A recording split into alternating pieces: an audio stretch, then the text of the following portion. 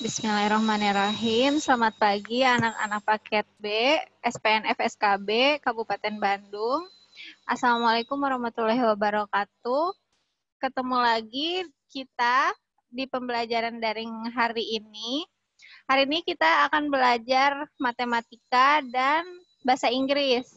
PKN-nya nanti Bu Yati akan memberikan link materinya sama teman-teman.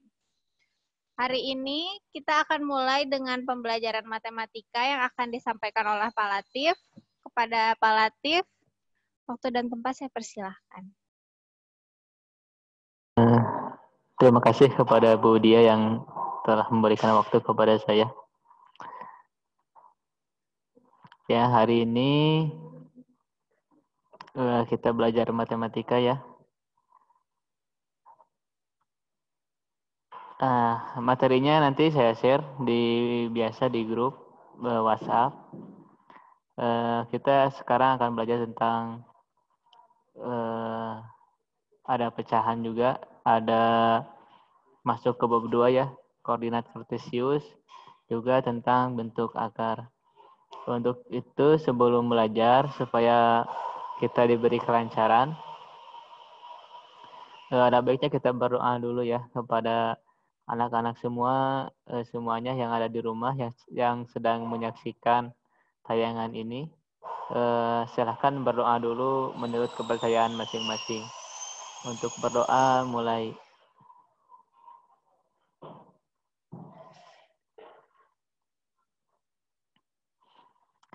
Selesai ya. Langsung saja kita ke materi.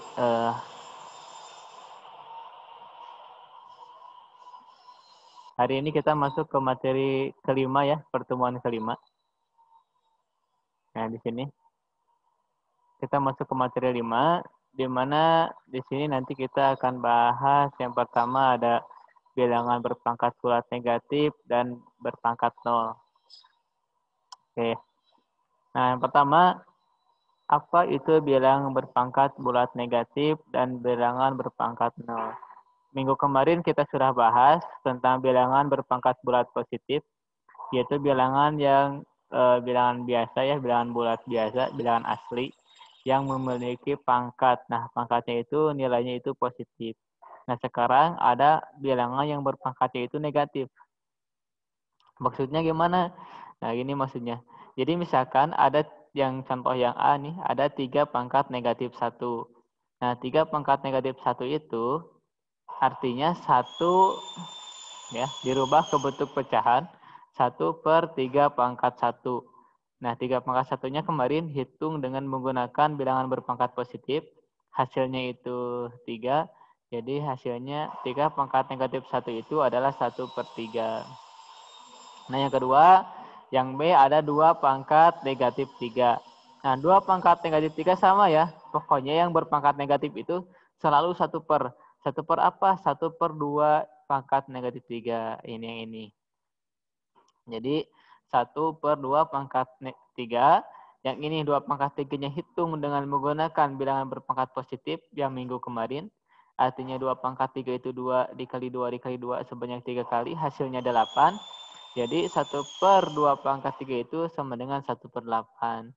Jadi 2 pangkat negatif 3 itu sama dengan 1/8. Ya. Selanjutnya yang C ada 5 pangkat negatif 4. Ini sama ya prinsipnya, kalau bilangan negatif selalu 1 per bilangan yang dipangkatkan di sini. Jadi 1/5 pangkat 4. 5 pangkat 4 berapa? 625. Cara nyarinya gimana? Tinggal 5 dikali 5 dikali 5 dikali 5. Sebanyak 4 kali. Yang D juga sama. Ini 4 pangkat negatif 2. Jadi 1/4 pangkat 2. 1/16 ya. 4 dikali 4 itu 16. Itu bilangan berpangkat bulat negatif. Jadi intinya ini selalu membentuk sebuah pecahan 1/, ya. 1 per berapa? Per bilangan yang akan dipangkatkan di sini. Udah paham ya? Itu bilangan bulat berpangkat negatif. Selanjutnya ada bilangan yang berpangkat 0. Nah, kalau bilangan berpangkat 0, misalkan ada yang A ya, 5 pangkat 0. Hasilnya berapa? 1. Yang B, 10 pangkat 0 hasilnya 1. Yang C 1000 pangkat 0 hasilnya 1 juga. Yang ini 500.000 pangkat 0 hasilnya tetap 1. Jadi berapapun angka, jika berpangkat 0 nilainya tetap 1. Ya, mau angkanya 1 juta, 2 juta, 3 juta, kalau pangkatnya 0, nilainya tetap 1 ya. Jadi kalau pangkat bilangan berpangkat 0 itu, nilainya itu bukan 0, tapi nilainya itu adalah 1. Jadi selalu hasilnya 1 ya, kalau bilangan berpangkat 0 itu. Ya. Selanjutnya, kita akan bahas tentang pecahan. Nah, apa itu pecahan? Di sini ada pengertian dan konsepsi dari pecahan. Pecahan dalam bahasa Inggris disebut fraction atau fraksi ya dalam bahasa Indonesia. Berasal dari kata Latin fractio yang berarti memecah. Nah, oleh karena itu, istilah bilangan pecahan juga sering disebut pecahan. Istilah pecahan dapat digunakan untuk merujuk sesuatu yang ditulis dalam bentuk A per B, di mana B-nya tidak boleh sama dengan 0. Nah, jadi di sini ya, jadi pecahan itu diambil dari bahasa Inggris di sini fraction atau fraksi atau memecah, memecah. Nah, di sini pecahan itu bentuknya selalu A per B nih. A per B di mana B-nya tidak boleh sama dengan 0. A itu disebut pembilang ya. B itu disebut penyebut. Nah, penyebutnya tidak boleh 0. Misalkan 2 per 3. Nah, 2-nya itu pembilang, 3-nya itu penyebut. Nah, 3 yang ini tidak boleh 0. Jadi gini misalkan 2 per 0 itu gak boleh. Karena 2 per 0 itu hasilnya tak hingga atau tak terdefinisi. Jadi gak ada hasilnya. Ya, itu konsep dari pecahan.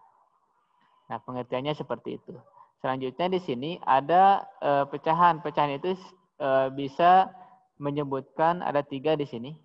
Jadi pecahan itu bisa mewakili 3 bentuk ya. Di sini yang pertama ada pecahan sebagai sebagian dari keseluruhan. Di sini dapat kita lihat ada sebuah lingkaran. Nah, lingkaran ini dibagi menjadi 8 bagian nih. 1, 2, 3, 4, 5, 6, 7, 8. Nah, lingkaran ini ada 8 bagian. Ya, di lingkaran ini ada 8 bagian. Nah, yang 3 bagian ini dikasih warna, warnanya biru. Sisanya yang 5 dikasih warna putih. Nah, di sini, jadi pecahan itu dapat menyatakan sebagian dari keseluruhan. Artinya sebagian itu kan bagian yang kecil ya. Sebagian yang kecil dari keseluruhan atau sebagian besar juga sama. Tapi umumnya sebagian itu ya selalu yang kecil. Misalkan di sini kita bentuknya A per B, di mana B-nya menunjukkan banyaknya bagian yang sama dalam keseluruhan. A itu adalah bagian yang akan kita sebut. Yang B-nya adalah bagian dari keseluruhan. Sekarang, dalam lingkaran ini, ada 3 warna nih, yang biru itu. Yang berwarna biru itu ada 3, 1, 2, 3. Nah, yang 3 ini adalah sebagai A, ya, atau pembilangnya. B-nya itu adalah menunjukkan keseluruhan atau semuanya. Berarti jumlah ini semua ada 8. Jadi jumlah yang biru ini adalah 3 per 8 atau 3 bagian dari 8 bagian. Misalkan kita ambil contoh di lingkaran ini. Misalkan ini adalah sebuah pizza ya. Dipotong seperti ini. Nah, kita sudah memakan 3. Nih, 3-nya sudah kita makan. Sisanya tinggal 5 lagi. Berarti yang sudah kita makan itu adalah 3 per 8 bagian. Ya, jadi 3 bagian dari 8 bagian itu sudah kita makan. Artinya 3 per 8 bagian yang sudah kita makan. Sisanya adalah 5 per 8. Gitu ya. Jadi pecahan itu bisa menyebutkan sebagian untuk dari keseluruhan. Nah, selanjutnya di sini pecahan itu sebagai konsep pembagian. Dari sini misalkan kita punya 3 warna di sini. Ada 3 kotak berwarna biru. 1, 2, 3. Nah, untuk menentukan 3 per 4, maka kita bagi 3 dengan 2 terlebih dahulu. Nah, kita di sini harus merubah ini menjadi 3 per 4 ya. Jadi dari 3 ini kita bagi menjadi 4 bagian nih. Jadi 1 di sini, 2 yang ini ya, yang tengah. Nih, di antara garis putus-putus ini. yang ketiga sama, yang keempat ini yang terakhir. Jadi ini ada 1, ada 2, ada 3, ada 4. Jadi kita harus membaginya terlebih dahulu. Nah, di sini untuk menentukan 3/4, jadi kita harus membagi ini setengah. Bagi dulu 2, caranya itu bagi dua, tengah-tengahnya, sisanya ini bagi 2 lagi, ini bagi 2 lagi. Maka ini akan menjadi 4 bagian. Nah, kalau kita akan menentukan 3 bagiannya, berarti ini 1, 2, 3. Atau di sini kita berubah warnanya. Ini yang ini warna jiganya ada 3, yang kuning ini agak cerah 1. Jadi yang ini 3/4 bagian dari yang kuning ini. Jadi asalnya 3 yang ini ya. Ini yang besar ini 3. Ini dibagi 2 dulu, tengah-tengahnya. Terus dibagi 2 lagi di sini dan di sini. Jadi nanti akan terbentuk 4 bagian. Nah, cara menulisnya gimana? Ini sama ya. 3 dibagi 4 itu sama dengan 3/4. Sama ini. Jadi misalkan ada penulisan 3/4. Yang ini misalkan 3 dibagi 4. Sama gak? Sama. Per itu artinya pembagian. Yang ini juga sama pembagian. Cuma dalam pecahan umumnya digunakan yang istilah yang ini A per B ya. Kalau dalam pecahan. Kalau dalam pembagian biasa, kalau angkanya kecil kita gunakan yang ini. Misalkan 15 dibagi 3 kita gunakan yang ini. Tapi kalau angkanya besar, ratusan, kita bisa gunakan yang ini. Ya, itu pecahan menunjukkan bagian dari pembagian. Selanjutnya pecahan itu sebagai konsep perbandingan. Misalkan di sini banyak siswa laki-laki adalah 1/3 dari banyaknya siswa perempuan. Jadi laki-laki itu jumlahnya 1/3 dari perempuan. Jadi kalau perempuan ada 9, berarti laki-lakinya cuma ada 3. Ya, jadi 1/3 dari perempuan. Jadi 3 itu adalah 1/3 dari 9. Artinya kalau jumlah laki-lakinya 3, berarti jumlah perempuannya ada 6. Kalau dari jumlah siswanya ada 9. Ya, jadi 1/3 bagian dari banyaknya siswa perempuan. Oke, selanjutnya di sini ada cara menentukan perbandingan dalam sebuah pecahan. Sini ya.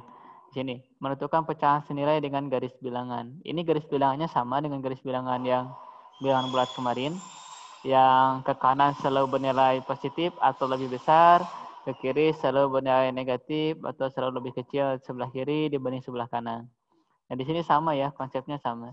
Di sini ada 0/2, ada 1/2, 2/2, 3/2, 4/2. Jadi semakin ke kanan ini nilainya semakin besar. Ya, ini 0/3, 1/3, 2/3, 3/3, 4/3, 5/3, 6/3. Ini semakin ke kanan nilainya semakin besar, sama dengan yang kemarin. Cuman di sini cara membedakannya gimana? Nah, di sini yang akan kita bahas itu adalah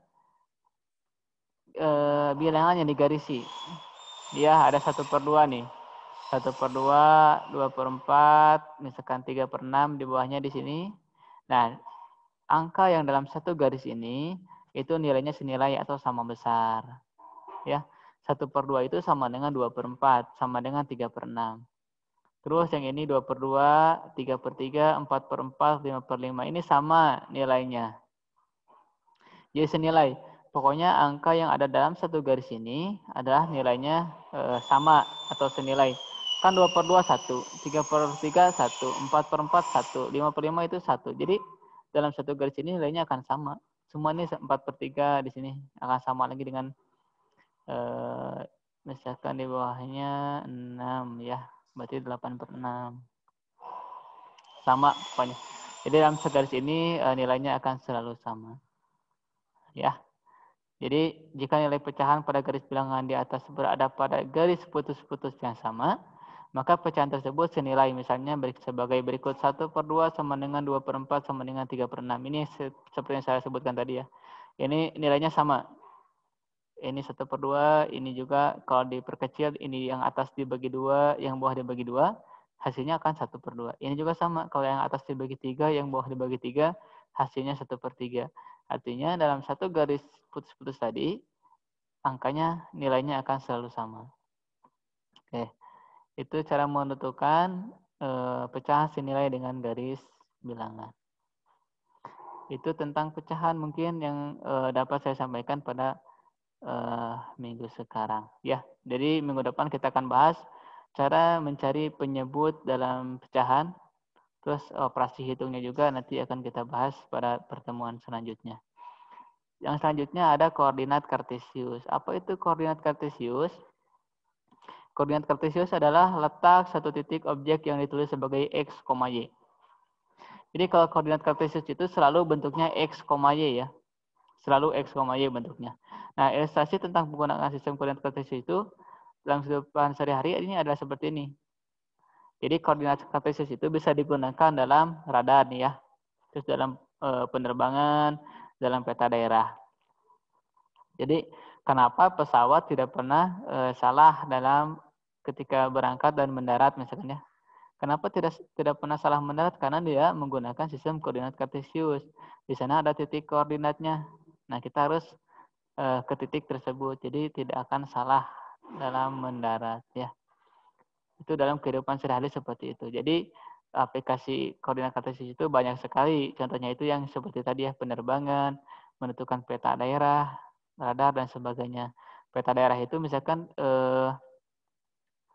jarak kota A dari kota B 5 km, sedangkan jarak kota A dari kota C 6 km. Nah, titik A itu berada di koordinat berapa dari kota C dan kota B. Nah, itu berarti titiknya 5,6. Ya, untuk lebih jelasnya kita bisa lihat di sini. Ini koordinat kartesius itu seperti ini. Ini kita selalu ada dua sumbu ya ini. Ada sumbu Y yang ini yang vertikal. Terus ada yang ini sumbu X yang ke pinggir. Nah, di sini ada ordinat. Ordinat itu sumbu Y. Terus ada absis. Absis itu di sumbu X nilainya. Nah, koordinat kartesius itu ke atas, kalau dari tengah-tengah ini titik 0 ya, dari sini ke atas, sumbu Y ke atas itu nilainya selalu positif. Dari sumbu tengah-tengah 0, titik 0,0 di sini ke kanan, ke X selalu positif. Kalau ke bawah dan ke kiri nilainya selalu negatif nih. Jadi 1, 0, negatif 1, negatif 2. Ke sininya positif. Nah, ordinat itu adalah sumbu Y, sedangkan absis adalah sumbu X ya.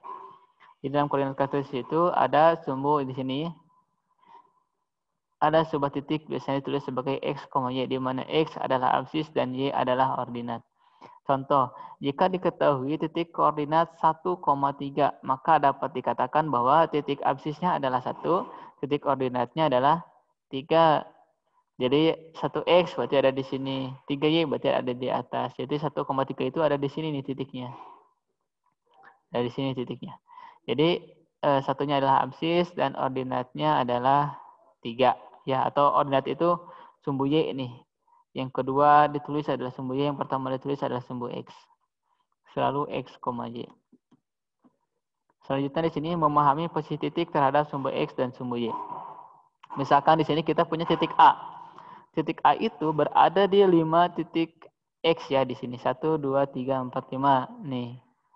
A-nya ada di 5X. Dan ada di 4Y.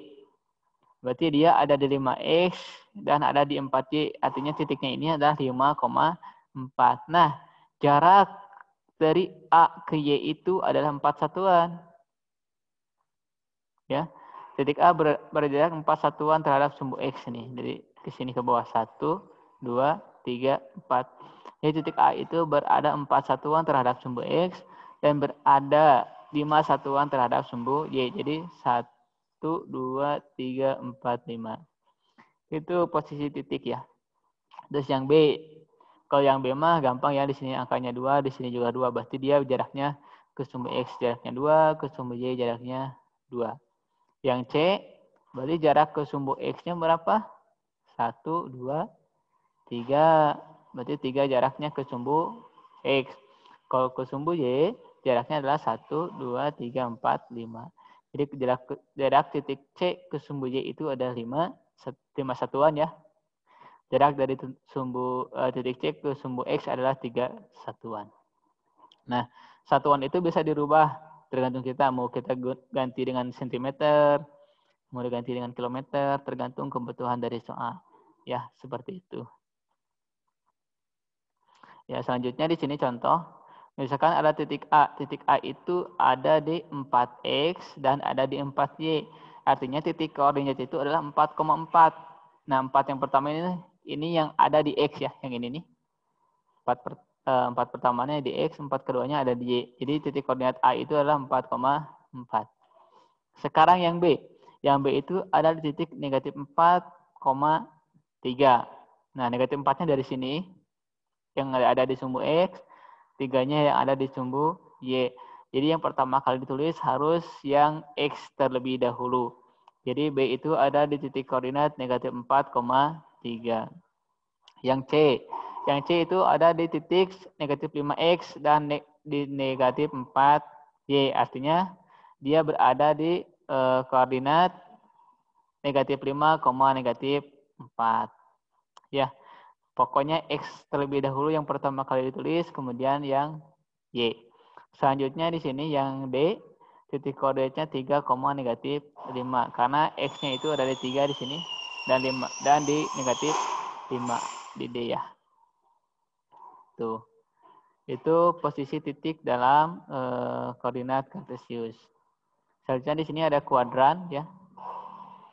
Ini ada kuadran. Kuadran 1, kuadran 2, kuadran 3, kuadran 4. Di sini ada penjelasannya di mana masing-masing kuadran dikategorikan berdasarkan nilai X dan Y. Jika kuadran 1 itu, X-nya itu selalu bernilai positif dan Y-nya juga bernilai positif. Ini ya. Kalau X-nya positif, misalkan 3,4, berarti dia berada di kuadran 1. Kalau kuadran 2, X-nya bernilai negatif dan Y-nya bernilai positif. Misalkan negatif 2,4. Terus yang di sini, kedua-duanya bernilai negatif ya di kuadran 3, berarti negatif 3, negatif 2. Yang di sini berarti X-nya bernilai positif dan Y-nya bernilai negatif. Sekarang bisa lihat di sini. Contoh, rumah sakit terletak di kuadran berapa di sini? Rumah sakit terletak di kuadran berapa? Ini ya, gambar rumah sakit itu ini nih. Ada simbolnya nih, simbol pelang merah nih, yang simbol PMI ya. Yang tambah berwarna merah ini. Berarti ini berada di kuadran 1 dia. Terus kalau sekolah berada di kuadran berapa? Kuadran 3 kan 1, 2, 3. Ini sekolah, ada lambang benderanya di sini. Berarti sekolah ini berada di kuadran 3. Ya. Jadi kuadran itu 1, 2, 3, 4.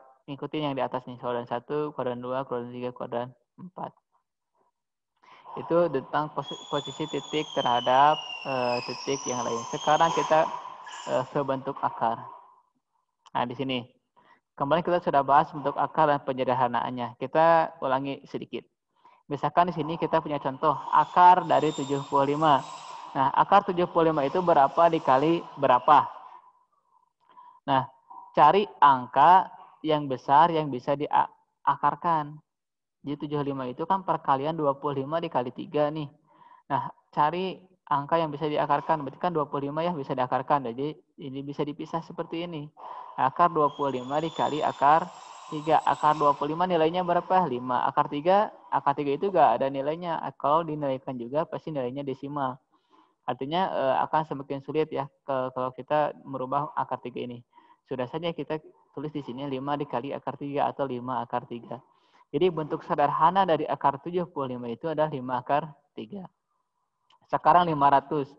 500 itu berapa dikali berapa? Oh, 500 mah 100 dikali 5. Kan hasilnya 500 ya. Berarti akar 100 dikali 5 nih. Berarti akar 100 dikali akar 5. Akar 100 berapa? 10. Akar 5 berapa? 5. Berarti hasilnya 10 akar 5. Nih, akar dari 0, ya 0,00081 nih. Nolnya ada 4 nih. Berarti di sini akar dari 81 dibagi akar sejuta ya. Akar 81-nya 9, akar sejutanya 1000. 9 bagi 1000 adalah 0,009. Ini cara dirubah ke bentuk pecahan ya di sini. Jadi ini teh berapa dibagi berapa? Berarti 81 dibagi sejuta. Ini lihat dari sininya nih. 1, 2, 3, 4, 5, 6. Kalau ada 6 di belakang koma, artinya itu pembagian sejuta. Kalau ada 3 di belakang koma, itu pembagian 1000 nih. 1, 2, 3 ini pembagian dari 1000. Selanjutnya ada 7 akar 3 ditambah 4, akar 48 dikurangi akar 192. Ini kita berubah ke bentuk yang sama ya, akar 3 di sini. Karena di sini ada akar 3, ini juga berubah ke bentuk akar 3, ini juga berubah ke bentuk akar 3. Ini jadi 16 dikali 3, yang ini 64 dikali 3. Ini 7 akar 3 tambah 16 itu kan 4 ya, 4 akar 3 dikurangi ini 8 akar 3, ini tinggal dikurangi. Karena ini akarnya sama, cuma akar 3, akar 3, akar 3, ini operasi penjumlahan dan pengurangannya tinggal dijumlahkan saja. 7 tambah 4 itu kan 11, 11 dikurangi 8 itu 3, jadi hasilnya 3 akar 3. Oke. Selanjutnya kita ke notasi ilmiah. Nah, notasi ilmiah ini untuk menuliskan angka jutaan ya.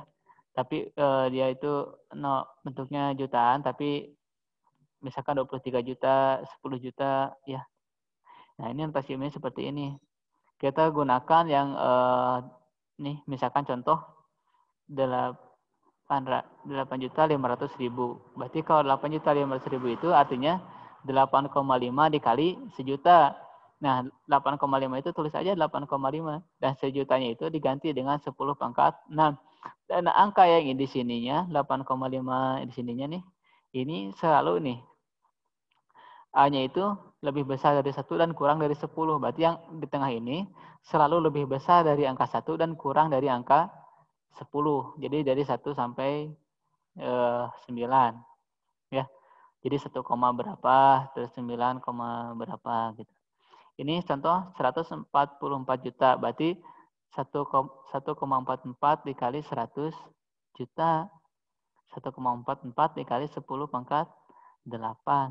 1, 2, 3, 4, 5, 6, 7, 8. Di sini ada 8 nih. Berarti 1,44 dikali 10 pangkat 8. Nah, bilangan antara 0 dan 1 gunakan pangkat negatif ketika kamu memindahkan titik desimal ke kanan. Ini 8,5 dibagi 1 juta. 8,5 kali 10 pangkat negatif 6. Nah, kalau bentuknya di sininya desimal, berarti pangkat yang di sininya bentuknya akan negatif. Kalau ini kan positif nih. Karena di sininya bukan bentuk desimal. Atau 8.500.000-nya ini biasa. Kalau ini kan 0,00085. Berarti 85 dibagi 1 juta. Yang ini juga sama ya. 1,44 karena di sini peraturannya harus lebih besar dari 1 dan kurang dari 10, berarti 1,44 dibagi 100 juta. Lihat dari sininya 1, 2, 3, 4, 5, 6, 7, 8. Di sini ada 8, 1, 2, 3, 4, 5, 6, 7, 8. Di sini ada 8. Jadi 1,44 dikali 10 pangkat negatif 8. Oke, contoh di sini ya. Nyatakan bentuk ilmiah berikut menjadi bentuk biasa. 2,16 dikali 10 pangkat 5. Nah, 2,16 dikali 10 pangkat 5. 10 pangkat 5 itu kan 100.000 ya. Jadi 2,16 dikali 100.000 hasilnya 216.000. Ini tinggal ini 216 ditambah nolnya 1, 2, 3, 3. Nah, 0 yang 2 ini hilang karena di sini kan ada koma nih. Di belakang komanya ada 2 angka. 1, 2. Nanti di sini juga ada koma 00. Jadi ada koma di belakang komanya akan ada 2 angka. Jadi karena 0 di belakang koma itu tidak berarti ya, jadi bisa dihilangkan. Jadi hasilnya 216.000. Oke, selanjutnya di sini contoh kedua ada 0,16 dikali 10 pangkat negatif 3. 0,16-nya tulis biasa. 10 pangkat negatif 3-nya dirubah jadi 1 per 10 pangkat 3.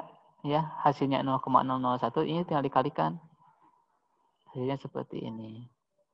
Ini sama ya, nyatakan bentuk ya dalam bentuk ilmiah. Tinggal dikalikan saja. Ini tinggal dirubah nih. Jadi 1,55 dikali 10 pangkat 8 nanti hasilnya. Ya. Ini kan ada 155. Nah, 155 ininya harus dirubah menjadi angkanya lebih besar dari 1 dan kurang dari 10. Ini kan 100 lebih dari 10, nggak bisa. Jadi harus 1,55. Gimana kalau 15,5? Tetap nggak bisa, karena harus kurang dari 10. Jadi 1,55. Karena di sini komanya bertambah 2, artinya pangkatnya juga harus bertambah 2 di sini. Kan 1,55 dikali 100 dikali 10 pangkat 6. Ini 1,55 dikali 10 pangkat 2 dikali 10 pangkat 6. Ini pangkatnya ada perkalian dijumlahkan. Jadi 1,55 dikali 10 pangkat 8. Ini juga sama, komanya bergeser ke sini dikali 10. Yang ini tetap. Jadi ini 4,678 dikali 10 dikali 10 pangkat negatif 3. Ini kan perkalian, ini positif, ini negatif. Pasti negatif dikurangi positif itu nilainya negatif 2 ya. Negatif 3 dikurangi 1 itu negatif 2. Jadi 4,678 dikali 10 pangkat negatif 2. Yang C 2.300.000 ini ya tinggal kita ganti 2,3, ininya 1, 2, 3, 4, 5, 6. Berarti dikali 10 pangkat 6 nih. 1, 2, 3, 4, 5, 6. Jadi 2,3 dikali 10 pangkat 6. Yang bawah sama ya caranya. Tinggal geser aja nih. 6,95 dibagi 100.000. Nah 100.000-nya dari mana? Dari sini lihat nolnya 1, 2, 3, 4, 5 sampai ke 6. Ini kan ada komanya nanti. Nah sampai ke sini. Berarti 1, 2, 3, 4, 5. Berarti 10 pangkat 5. Jadi 6,95 dibagi 10 pangkat 5. Artinya 6,95 dikali 10 pangkat negatif 5. Nah ini kenapa berubah dari positif menjadi negatif? Karena tandanya berubah dari pembagian menjadi perkalian. Tapi nilainya tetap sama. Karena kalau dikali juga kan ini jadi 1 per 10 pangkat 5 nantinya. Nah 1 per 10 pangkat 5 itu jadi pembagian. Tetap saja dibagi ini sama dikali 10 pangkat negatif 5 itu hasilnya akan sama. Ya, karena kalau 10 pangkat 5 ini dirubah jadi 1 per 10 pangkat 5, artinya dibagi-bagi 10 pangkat 5 juga. Ya, ini. Itu tentang notasi ilmiah. Biasanya ini digunakan untuk menghitung angka yang panjang, yang besar. Jadi kita punya uang misalkan 200 juta, itu notasi ilmiahnya berapa? Berarti 2 dikali 10 pangkat 8. Ya, 100 juta itu. Karena nolnya ada 8, kalau bentuknya ratusan juta. Itu materi untuk hari ini ya. Jadi nanti kita bisa lihat di sini di materinya. Nanti untuk hari ini tugasnya rangkum aja yang sudah saya sampaikan di sini. Ini tinggal dirangkum ya, tentang pecahan, terus koordinat kartesius, terus selanjutnya ada bentuk akar tadi, tinggal dirangkum, ditulis di buku catatan masing-masing. Ya, mungkin itu yang dapat saya sampaikan pada pertemuan kali ini karena waktunya terbatas juga ya. Mungkin mudah-mudahan kita dapat bertemu di minggu depan. Kita akan ketemu, mudah-mudahan bertemu lagi di minggu depan. Hari ini materinya saya cukupkan dulu sekian. Jangan lupa belajar, jaga kesehatan ya anak-anak semua. Wassalamualaikum warahmatullahi wabarakatuh. Waalaikumsalam warahmatullahi wabarakatuh. Terima kasih Pak Latif untuk materinya. Sekarang kita lanjutkan pembelajarannya ke materi bahasa Inggris yang akan disampaikan oleh Bu Canda. Waktu dan tempat saya persilakan. Oke, terima kasih kepada host. Hello everybody, good morning. Welcome back to English class ya. How was your day? I hope everything is good, everything is fine wherever you are ya. Dimanapun kalian berada, semoga kalian semua baik-baik saja. Oke, di sini kita akan seperti biasa belajar bahasa Inggris selama kurang lebih 30 menit ke depan. Oke, are you ready everybody to learn English? Harus ya. Oke. Coba kalian lihat layarnya masing-masing, look at your screen ya. Nah, this is what we will talk today ya. Yang akan kita bicarakan hari ini adalah tentang the first is about personal identity for class 7 ya. And the second is ability and willingness for class 8. The last expressing agreement is for class 9. Nah, kita akan berbicara 3 materi ini ya. Personal identity, identitas diri. Ability and willingness, tentang kemampuan dan kemauan. Yang terakhir, expressing agreement, tentang ungkapan rasa setuju. Okay, we will start the first two, personal identity. Okay, nah ini dia personal identity. Identitas diri yang ada di benak kalian apa sih?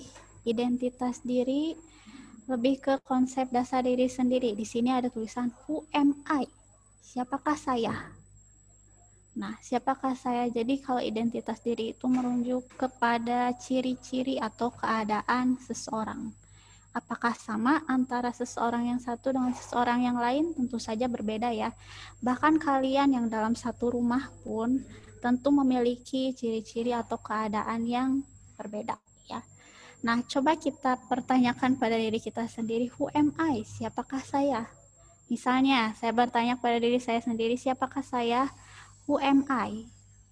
I am Canda Tamisar Jaya. And misalnya, siapa saya? Saya anak pertama dari 3 bersaudara.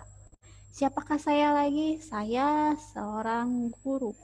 Siapakah saya lagi? Saya dulu bersekolah di kampus misalnya lagi. Dan seterusnya, itu merujuk kepada diri sendiri yang merupakan menjadi ciri khas kita sendiri.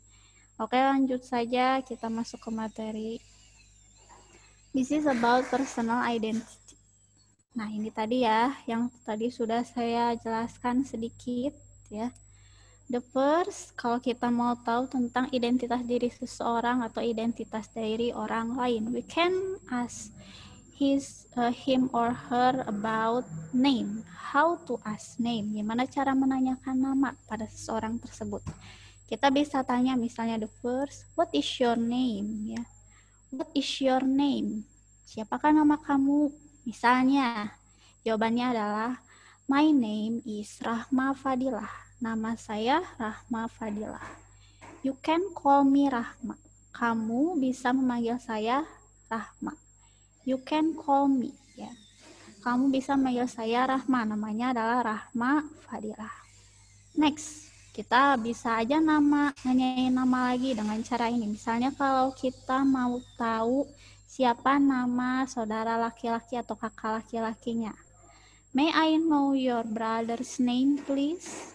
Tanyain nama orang lain ya, misalnya. Bolehkah saya mengetahui nama kakak laki-laki kamu siapa? Misalnya, yes, his name is Wahyu. Berarti di sini nama kakaknya Rahma yang laki-laki adalah namanya Wahyu. Itu cara menanyakan nama. Nama juga merupakan identitas diri kita sendiri.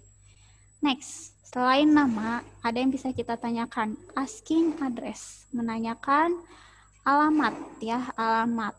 Alamat juga merupakan ciri atau identitas diri kita sendiri yang khas ya. Alamat kita bisa tanyakan, where do you live? Where do you live? Di mana kamu tinggal ya. Atau kita juga bisa menanyakan ini, tidak selalu melulu where do you live, tapi kita bisa tanyakan what is your address? Di manakah alamat kamu? What is your address? Nah, kalau ada yang menanyakan alamat, begini cara kita menjawabnya. Kita lihat di sini ada answer. Jawabannya adalah di sini ada macam-macam jawabannya yang kita bisa gunakan, tergantung pada kalian mau menjawabnya seperti apa. Misalnya di sini ada in, on, dan at ya. Kita bedakan di sini apa bedanya ya. I live in Bandar Lampung. Atau kita bisa jawab juga di sini, I live on Urip Sumoharjo Street. I live at Urip Sumoharjo Street number 14. Atau my address is at Urip Sumoharjo Street number 14. Nah, di sini kita bedakan dulu ya. Where do you live? Kalau ada pertanyaan where do you live, kita bisa jawabnya pakai 3 pilihan ini, yang I live in, I live on, and I live at. Bedanya apa sih? I live in Bandar Lampung. Saya tinggal di Bandar Lampung. Kalau menggunakan kata in, berarti menunjukkan bahwa tempatnya itu tidak spesifik, nggak jelas di mana. Jadi secara umum, secara luas, secara globalnya bahwa kita tinggal di Bandar Lampung. Apakah orang tersebut tidak mau menyebutkan di sebelah mana nih Bandar Lampung? Ya kan Bandar Lampung luas ya. Jadi kita bisa jawabnya pakai in. Nah, kalau misalnya kalian mau merujuk kepada sesuatu yang agak, kan tadi tidak jelas, sekarang agak jelas sedikit, tapi tidak begitu spesifik. Kita bisa pakai on ya. I live on Urip Sumoharjo Street. Misalnya, saya tinggal di jalan Urip Sumoharjo Street. Saya tinggal di jalan Urip Sumoharjo. Maaf ya, street itu jalan ya. Nah, jalan Urip Sumoharjo. Tapi namanya jalan itu kan luas. Nomornya nomor berapa, RT berapa, RW berapa kan ya. Tidak mau disebutkan. Nah, kita bisa pakai on, tapi on itu sedikit lebih spesifik daripada in. Next, ada I live at Urip Sumoharjo Street number 14 ya.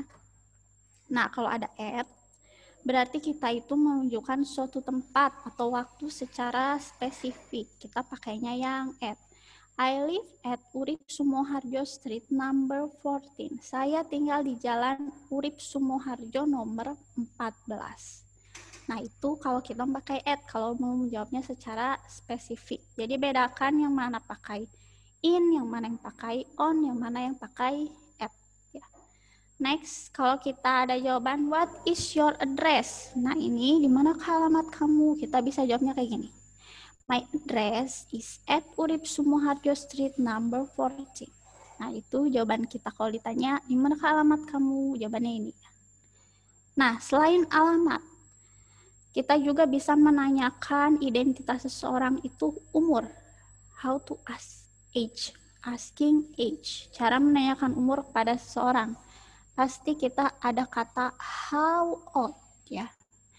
Misalnya di sini kita mau menanyakan umur dia. How old are you? Berapakah usia kamu? How old are you? Misalnya, dianya jawab nih, I am 17 years old. Saya berusia 17 tahun. Misalnya kalau kita mau menanyakan umur orang lainnya harus disebutkan tapi siapa ya? Misalnya di sini mau menanyakan ibunya. How old is your mother? How old is your mother? Misalnya jawabannya adalah berapa usia ibu kamu? Jawabannya adalah she is 45 years old. Dia berusia 45 tahun ya. Nah, itu cara menanyakan umur. Next, selain umur, kita juga bisa menanyakan asking place and date of birth ya. TPL kalau kata kalian, tempat dan tanggal lahir. Ya. Oke, di sini kita bisa tanyakan dengan pertanyaan ini. Where were you born? Atau when were you born? Kalau ada kata where, berarti di mana ya, di manakah kamu dilahirkan? Kalau di mana berarti merujuk pada tempatnya ya. Misalnya di sini I was born in Tanjung Karang. Saya dilahirkan di Tanjung Karang ya. Atau kita mau menanyakan yang lebih lengkapnya ini. Kita mau merujuk kepada date-nya atau tanggalnya. Tadi kan place. Kalau ini menanyakan tempatnya. Sekarang kita menanyakan date-nya. Kalau date kita bisa gunakan when were you born? Kita jawabnya I was born on February 28, 2006 ya. Saya dilahirkan pada tanggal 28 Februari pada tahun 2006. Nah, itu cara menanyakan tempat dan tanggal lahir. Next, ada asking origin and nationality. Nah, kita bagaimana nih cara menanyakan asal orang tersebut dari mana nih, atau nationality, kebangsaannya, warga negara mana nih misalnya. Ada pertanyaannya kita bisa ini. Kalau mau nanyain dia dari mana sih orang ini, kita bisa nanya, where are you from? Where are you from? Dari mana kamu? Misalnya, I am from Lampung. Atau misalnya lagi kalau kita dari Bandung, I am from Bandung. Kalau dari Jakarta, I am from Jakarta. Ya. Kalau kita mau menanyakan tentang nationality, ya, kita bisa tanyakan ini. What are your nationality? Apa identitas kebangsaan kamu atau kewarganegaraan kamu? Misalnya kalau kita orang Indonesia, kita jawabnya I am Indonesian. Ya. Next, ada asking education background. Kita mau menanyakan latar belakang pendidikan seseorang. Misalnya kita bisa tanyakan, where did you graduate from? Di mana kamu lulus? Misalnya, I graduated from Lampung majoring English education. Saya lulusan dari Lampung, jurusan pendidikan bahasa Inggris. Atau kalau mau menanyakan di mana tempat lulusnya, lebih spesifiknya, where were you graduated from? Boleh kita tanya ini juga, boleh yang atas juga boleh ya, sama. Kita jawab misalnya di sini, kalau kita lulusan SMA, kita bisa bilang, I was graduated from Senior High School 3 Bandar Lampung. Saya lulusan dari Senior High School, itu SMA ya. Kalau kalian SMP, berarti Junior High School 3 Bandar Lampung. Next, asking occupation. Occupation itu berarti pekerjaan ya. Nah, pekerjaan juga merupakan bagian dari identitas kita diri sendiri ya. Misalnya kita tanyakan kalau mau menanyakan pekerjaan seseorang, kita bisa bilang what is your job? Atau kita bisa pakai what is your occupation ya. Nah, jawabannya beragam. Kalau misalnya dia seorang arsitek, dia bisa jawab I am an architect. Atau misalnya seorang pegawai negeri, bisa dibilang I am a civil servant. Atau kalian seorang pelajar atau siswa, kita bisa bilang I am a student. Kalau saya jawabannya I am a teacher ya. Next, kalau kita nanya tadi kan apa pekerjaannya. Sekarang kita mau nanya di mana nih dia kerja ya. Kita bisa tanyakan where do you work? Di mana kamu kerja? Misalnya I work in a foreign company. Saya bekerja di perusahaan asing, foreign company ya, foreign company. Atau I work in government office. Government office itu kantor pemerintahan. Next, asking hobi ya. Bagaimana cara menanyakan hobi? Apa kalian punya hobi? Pasti setiap orang punya hobi yang berbeda-beda. Bisa kita tanyakan misalnya what is your hobby? My hobby is traveling. Jalan keliling ya. Atau nanyain hobi ayah, what are hobbies are golf and gardening. Apa hobi ayah kamu? Hobinya adalah main golf dan berkebun ya. Nah, kenapa kita pakai traveling? Kalau traveling itu berarti biasanya kita melakukan perjalanan yang jauh, dan biasanya perjalanan jauh dia itu cenderung berkeliling di satu tempat, atau dia bisa aja ke luar negeri dan melakukan perjalanannya pasti lama. Kalau kalian melakukan perjalanan pendek, misalnya saya besok mau ke Pangandaran, kalian bisa pakai kata trip ya, karena itu perjalanannya bersifat pendek atau short ya. Next, asking marital status. Marital status itu adalah status, kalau kita mau menanyakan status pernikahan seseorang, kita bisa bertanya, are you married? Apakah kamu sudah menikah? Atau are you single? Apakah kamu melajang? Kalau iya, jawabannya yes, I am married. Saya sudah menikah.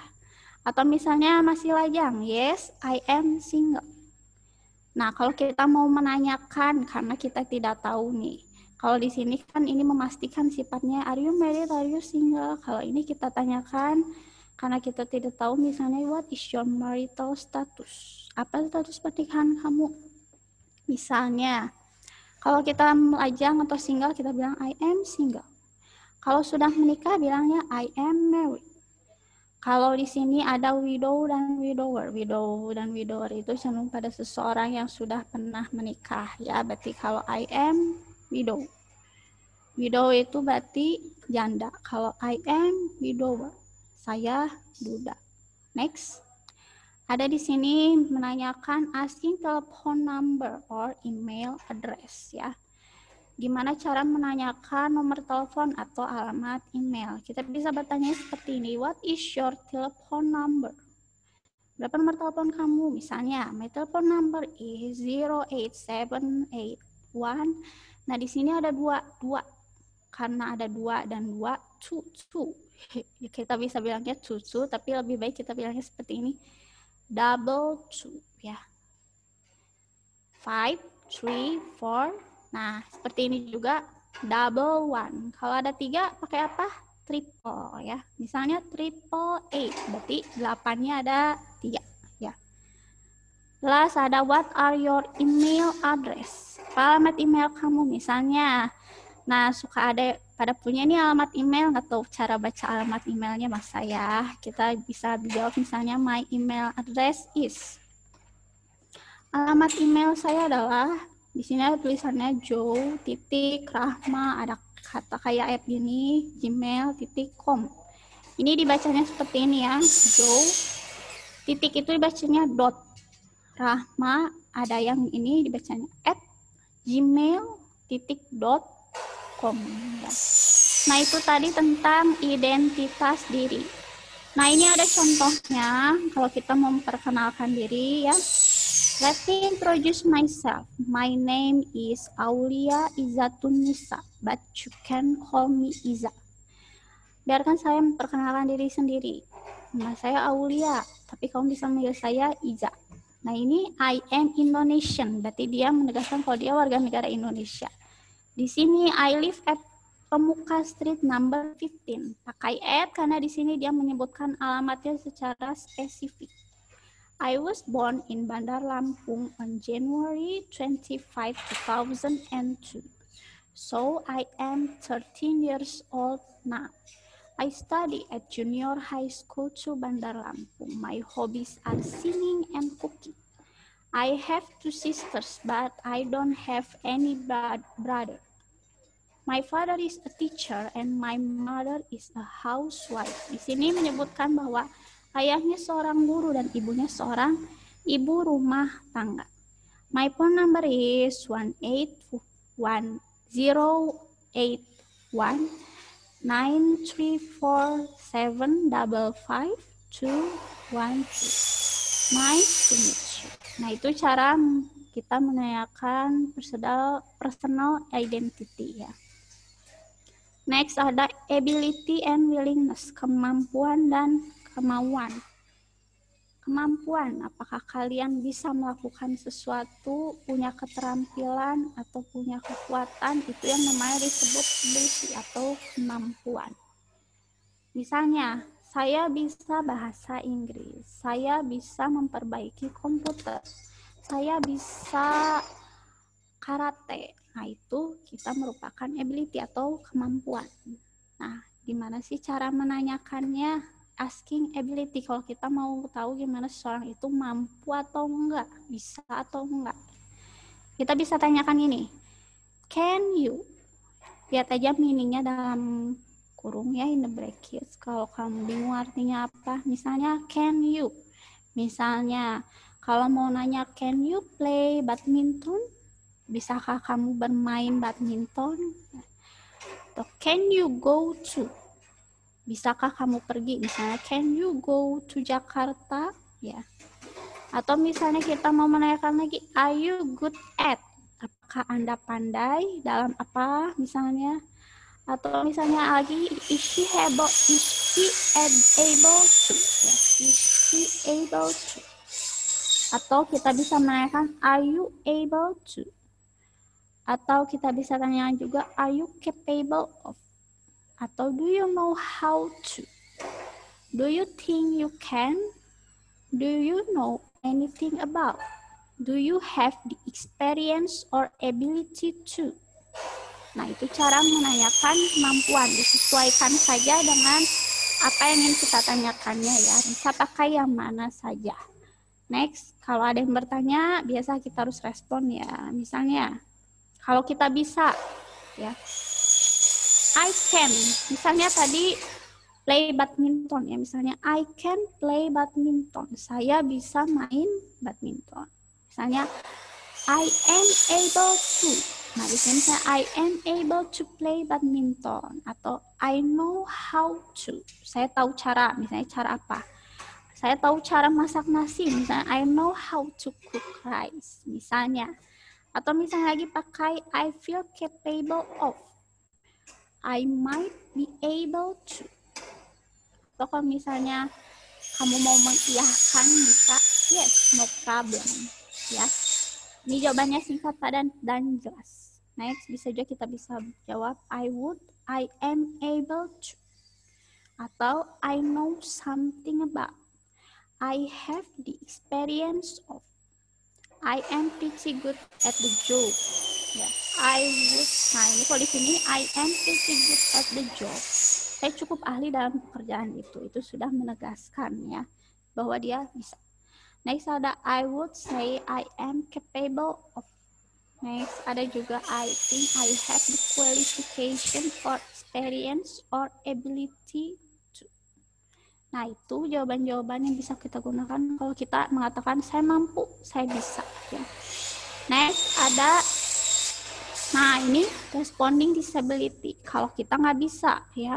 Kalau kita nggak bisa, biasanya cenderung ada kata not atau no. Di sini yang artinya tidak atau bukan.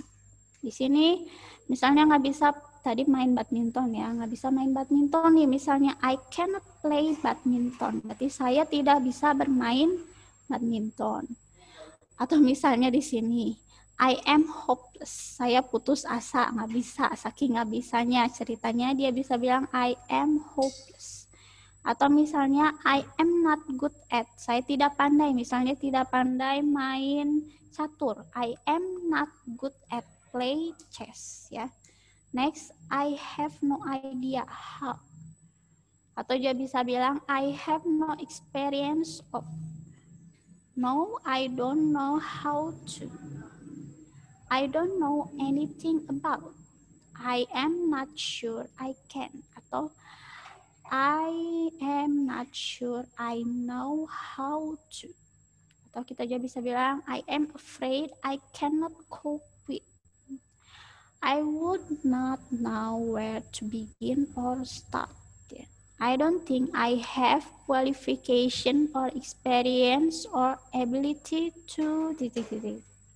Nah, itu jawaban-jawaban disability yang berarti dia tidak bisa atau tidak mampu, tidak dapat melakukannya. Bisa dipilih mau yang mana saja, tapi disesuaikan kembali tadi ya dengan apa yang ingin dijawab atau ditanyakan. Tadi itu tentang ability, next tentang willingness atau unwillingness. Willingness, ada ini artinya kemauan atau keinginan. Kalau ada kata unwillingness, di sini berarti tidak, berarti ketidakinginan atau ketidakmauan. First, gimana sih cara kita mau nanya dia itu mau atau enggak? Di sini ada formatnya ya. Asking willingness. Di sini kalau ada kata will, kita pakai kata kerja bentuk pertama ya, atau verb one yang berarti tidak usah ditambahkan embel-embel es atau berubah kata kerjanya, hanya kata kerja dasar ya. Misalnya di sini, will you send the letter tomorrow? Will di sini adalah kata kerja bantunya atau modalsnya, subjeknya di sini adalah you. Verb one-nya adalah send. Objeknya adalah the letter, adverb-nya adalah tomorrow. Kata kerjanya send yang berarti mengirim. Objeknya the letter atau surat, adverb itu keterangan. Keterangan bisa waktu, tempat, dan lain sebagainya. Keterangannya adalah besok. Next, bisa juga menggunakan to be plus subject plus willing to plus verb one plus object plus adverb. Are you willing to swim with me tomorrow? To be di sini sudah kita pelajari ya di kelas 7, are, am, dan is. Kalau ada subjek you, berarti to be-nya adalah are ya. Are you willing to swim with me tomorrow? Maukah kamu berenang bersama saya besok? Ya. Atau kita bisa pakai kalau ada would you ini, berarti dia cenderung lebih polite atau sopan ya. Kita bisa pakai would plus subject plus like to plus verb one plus object plus adverb. Would you like to swim with me this evening? Apakah kamu mau berenang bersama saya malam ini? Nah, itu dia tadi tentang bagaimana cara menanyakan willingness. Sekarang mengungkapkan kalau kita mau atau ingin. Bisa sama seperti yang di atas ya. Hanya ini bentuknya kalimat positif, kalau di atas bentuknya kalimat tanya ya. Seperti she will come soon. Verbnya adalah come, datang. Atau she is willing to give you a special present. Dia akan datang untuk memberimu hadiah yang khusus. I would like to send a letter this afternoon. Saya akan mengirim surat ini sore ini atau siang ini. Nah, kalau biasanya kita mau menunjukkan kalau kita mau atau ingin, biasanya didahului dengan kata yes, ya, supaya lebih jelas. Misalnya, yes, I will send it tomorrow. Ya, saya akan mengirimnya besok. Next, ada kalau kita nggak mau nih. Kita bisa bilang, nah, kalau tidak, ada kata not. Sama dengan tadi disability, ya, unwillingness juga ada kata not. Misalnya, she is not willing to come this evening, atau he is would not to give you the book. Nah, not-nya di sini ditempatkannya setelah kata will atau would atau willing, ya. Nah, di sini juga ada keterangan kalau kita mau mengatakan ketidakmauan atau ketidakinginan supaya terdengar lebih sopan atau polite, kita bisa bilang pertamanya harus pakai sorry dulu ya, maaf, dan setelah itu dahului dulu alasannya kenapa maunya, baru jelaskan. Misalnya di sini, sorry I have a meeting tomorrow. Maaf, saya punya rapat besok nih. Tangkap keselamatan rumah baru kamu. Nah, itu tadi dia tentang willingness dan unwillingness. Sekarang tentang agreement. Agreement namanya kita punya pendapat sama seseorang, ada yang setuju, ada juga yang tidak setuju, ya. Di sini gimana sih kalau kita mau bilang setuju? Kita bisa bilang I agree with your idea. I perfectly agree with you. I think so. I think you are right. Is that true? I support you. It's brilliant idea. I agree with you. I anxious with what you say, but I like certainly your point is. Nah, untuk menunjukkan kalau kalian setuju, kalian bisa pakai kata-kata ini. Tinggal pilih aja yang mana disesuaikan dengan situasi dan kondisinya. Nah, kadang-kadang setuju juga ada yang namanya orang tuh ada yang setuju banget, ada yang setujunya tuh setengah-setengah. Kalau setuju banget kita bisa pakai yang strong agreement, ya. Nah, kalau strong agreement itu berarti setujunya sangat yakin 100% itu sangat setuju. Kita bisa pakai depannya, boleh pakai ini, titik-titiknya diisi dengan pendapat kalian sendiri, ya. Atau nggak apa-apa. Misalnya, precisely atau exactly, you are right. You are perfectly right. Absolutely, he is right. I am with you. No doubt about it. I could agree with you more. Nah, tinggal pilih ya. Seperti tadi yang di atas, tinggal disesuaikan dengan situasi dan kondisinya. Next ada partial agreement. Partial agreement itu kita tuh setujunya kayak setengah-setengah, ya. Kadang-kadang rada-rada nggak setuju juga, ya. Tapi karena pengen caranya agak halus gitu ya, udah gitu tuh setuju nggak setuju, tapi cenderung lebih ke nggak setuju. Nah, supaya kita lebih enak ngomongnya, misalnya kita bilang nih, tapi kita menyampaikan opini kita sendiri, kita kasih masukan ke orang itu apa sarannya. Misalnya, I agree, but, nah saya setuju, tapi, nah opini kamu apa di sini ditambahin, ya. Misalnya, I agree with you, but I would like to share my own opinion. Saya setuju dengan kamu, tetapi saya ingin mengungkapkan atau membagikan pendapat saya. Next, ada juga kita bisa bilang, you are right, but don't forget. Nah, boleh tambahin pendapatnya apa ya? I'm with you, but what about? Apa pendapatnya? I understand your point, but in my opinion, opininya, that makes sense, but it could be also true that. Your opinion apa ya? You have a point, but I think we also need to consider. Titik apa pendapat kaliannya ditambahkan, ya. Namanya partial agreement itu berarti kita harus memberikan saran atau masukan pada seorang yang sedang kita bicara. Next, tadi setuju, sekarang tidak setuju. Jelas ini ya. Kalau kita nggak setuju, kita bisa bilang pasti ada kata not atau dis, ya. Coba kita lihat di sini. I disagree with your opinion. I don't agree with you. I don't think so. I am not with you. I'm sorry, I think you are wrong. Maybe there is ways better. I don't think so, but I say not yet. I agree with your opinion, but apa ini? Kalau ini harus ada pendapat kamunya ya. Tambahkan, in my opinion, it's false. I'm not sure with his idea. Itu menunjukkan tidak setuju. Seperti yang tadi di atas. Namanya setuju, tidak setuju pun ada yang namanya sangat tidak setuju, dan tidak setujunya nanti kita bahas ya. Kita yang bahas yang dulu. Strong disagreement, atau kalau kita mengungkapkan kalau kita sangat tidak setuju dengan pendapat tersebut, kita bisa bilang I di sini adalah I would ya, singkatan. I'd say the exact opposite. That doesn't make sense. That's ridiculous. That's absurd. I think otherwise. I am sorry, that's impossible. Absolutely no way. Atau kita bilang no way ya, tegas ini biasanya. Of course not. I think you are wrong. I am totally disagree. Sangat-sangat tidak setujunya itu pasti 100% ya. Nah, kalau yang ini terakhir ya, constructive disagreement itu kalau kita tidak setuju dengan apa yang disampaikan oleh orang lain, tapi kita juga berusaha menyampaikan pendapat kita sendiri. Misalnya, your point is interesting, but I am afraid I have different option. Tambahkan opininya apa?